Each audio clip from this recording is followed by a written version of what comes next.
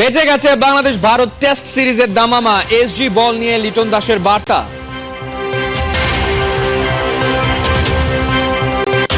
প্রথম টেস্টের জন্য মাস্টার প্ল্যান সাজিয়েছে ইন্ডিয়া। টাইগারদের ফর্মের কারণেই বাড়তি সতর্কতা।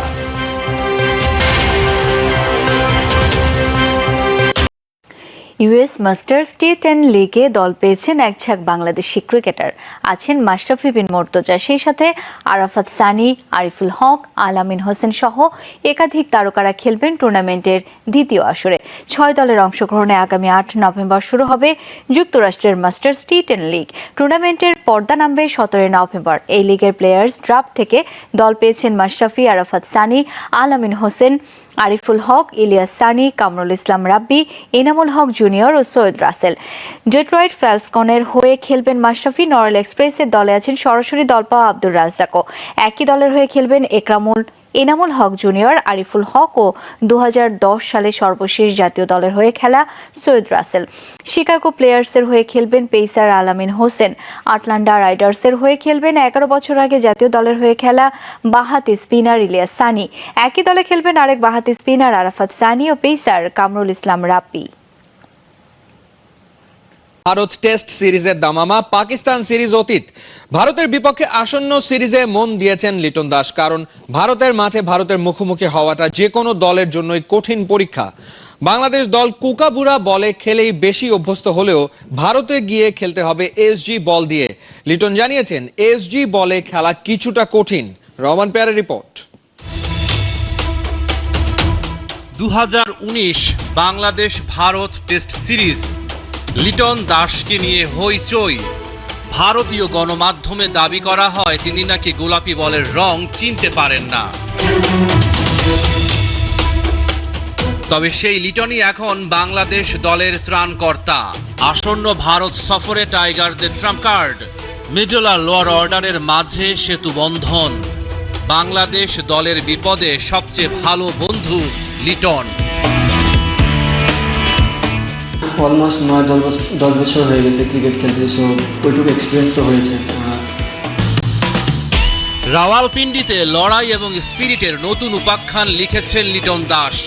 টাইগার ব্যাটারের পারফরম্যান্সে ক্রিকেট পণ্ডিতদের উচ্ছ্বাস। চোখের আরাম, মনের শান্তি। লিটন দাসের ব্যাটিংয়ে মেলে স্বস্তি। উইকেট কিপার ব্যাটসম্যান টেস্টে বাংলাদেশের আশীর্বাদ। লিটন 38 ইনিংসে পাকিস্তানের রিজওয়ানের সংগ্রহ 1474 রান। ভারতের ঋষভ পান্তের সংগ্রহ 34 ইনিংসে 1457 রান। লিটন 30 ইনিংসেই করেছেন 1444 রান। কারণে এমন বছর হচ্ছে না ফিনালিসিমা, জানালেন আর্জেন্টিনার কোচ লিওনেল স্ক্যালোনি। ফুটবলারদের ব্যস্ত সূচির কারণে এমন মন্তব্য করেছেন তিনি। 2026 বিশ্বকাপের আগে হতে পারে দু মহাদেশের সেরা দু দলের লড়াই। আর্জেন্টাইন গণমাধ্যম বলছে 2026 সালের মার্চে পিছিয়ে গেছে এই ম্যাচ, যেখানে লড়বে কোপা আমেরিকা সেরা আর্জেন্টিনা আর ইউরো। প্রথম টেস্টকে সামনে রেখে অত্যন্ত শক্তিশালী স্কোয়াড দিয়েছে ভারত। ব্যাপারটা কি টাইগারদের ফর্মের কারণে বাড়তি সতর্কতা, নাকি পুরোপুরি পেশাদারিত্ব মাস্টার প্ল্যানের অংশ? চেন্নাই টেস্টের সিলেবাসের জুৎসই জবাব কি শান্তদের কাছে আছে? থাকলে ভারতে প্রথম টেস্ট জিততেই পারে বাংলাদেশ। বিশ্লেষণ মাহদি হাসানের কাছে। পরীক্ষা নিরীক্ষা করার দুরন্ত সুযোগ বাংলাদেশের মতো পিছিয়ে থাকা টিমের বিপক্ষে টেস্ট সিরিজের সাম্প্রতিক অতীতের প্রিয় ফর্মুলা ভারতের। কোনো না কোনো কম অভিজ্ঞ তরুণকে চান্স, উইকেটের আচরণ অনুযায়ী সেরা দলটা না দেওয়া ইচ্ছে করেই। তবে প্রথম টেস্টের জন্য যে স্কোয়াড দিয়েছে টিম ইন্ডিয়া, যেন বাংলাদেশের সাথে খেলা নয়, খেলা ওয়ার্ল্ড টেস্ট চ্যাম্পিয়নশিপের ফাইনালের।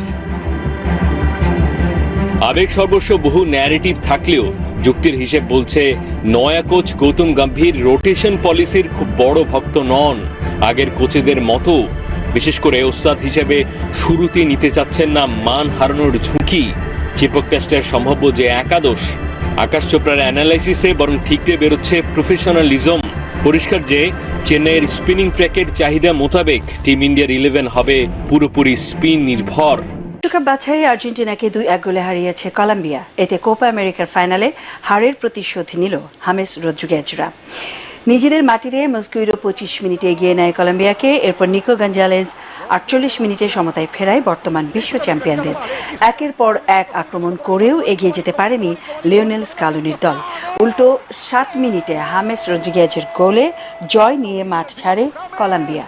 আরেক জয়েন্ট ব্রাজিলকে 1-0 গোলে হারিয়েছে প্যারাগুয়ে। একমাত্র গোলটি করেন দিয়েগো গোমেজ। এই নিয়ে শেষ 5 ম্যাচে চতুর্থ হার দেখল ডরিভাল জুনিয়রের দল। জয়ের ব্যর্থ মিশন শেষে লজ্জার এক রেকর্ড গড়ল ভারত, যেখানে তালিকার সবচেয়ে নিচে অবস্থান করছে রোহিত শর্মার দল। সেই তালিকায় বাংলাদেশের অবস্থান রয়েছে 4-এ। বিশ্বকাপে ভারতের ব্যর্থতার অন্যতম কারণ ওপেনারদের ব্যর্থতা। পুরো আসর জুড়েই ওপেনিং ব্যর্থতা ভুগিয়েছে ভারতকে। বিশ্বকাপের সেমিফাইনাল পর্যন্ত 6 ম্যাচে লোকেশ রাহুলের সংগ্রহ 128 রান, স্ট্রাইক রেট 120.75। সমান সংখ্যক ম্যাচে অধিনায়ক রোহিত শর্মার রান 116, তার স্ট্রাইক রেট 106.42। সুপার 12-এ অংশ নেওয়া 12 দলের মধ্যে ওপেনিং জুটিতে ওভার প্রতি রান তোলার তালিকায় সবার নিচে অবস্থান ভারতের। রোহিত শর্মা ও লোকেশ রাহুল ওভার প্রতি রান তুলেছেন মাত্র 4.98 করে। চতুর্থ অবস্থানে রয়েছে বাংলাদেশ। বাংলাদেশের ওপেনাররা রান তুলেছে ওভার প্রতি 8.76 করে। এবারের বিশ্বকাপ ওপেন করেছেন নাজমুল হোসেন শান্ত। এর মধ্যে 2 অর্ধশতকের দেখাও পেয়েছেন তিনি। সব মিলিয়ে করেছেন বাংলাদেশের হয়ে সর্বোচ্চ